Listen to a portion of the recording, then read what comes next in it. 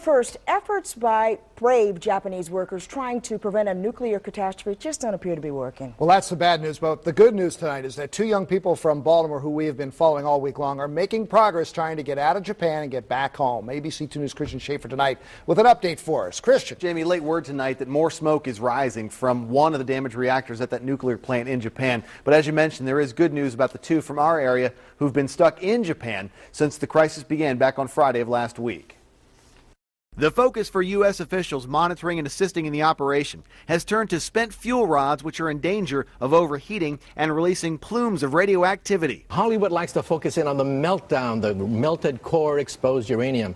But old fuel actually is more dangerous than the meltdown because there's more radiation in an unguarded spent fuel pond. U.S. officials are also saying today's mission to cool the reactors with military helicopters dumping buckets of water has failed. The Japanese plan is to restart the plant's water pumps with a new power line. American officials fear the pumps may not work even if energy is restored, which is why the U.S. is sending its own high-pressure pumps.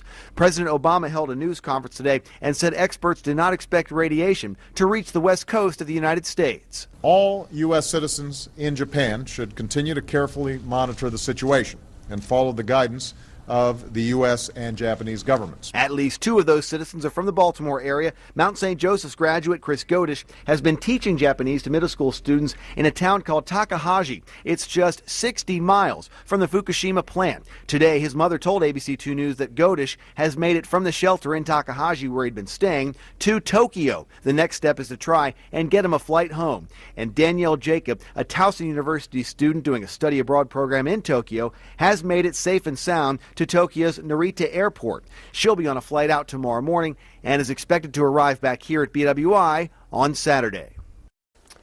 Now, a U.S. chartered flight brought a large group of American citizens from Tokyo to Taiwan today. There is another flight from the State Department for U.S. citizens that is scheduled to leave tomorrow. Christian Schaefer, ABC 2 News.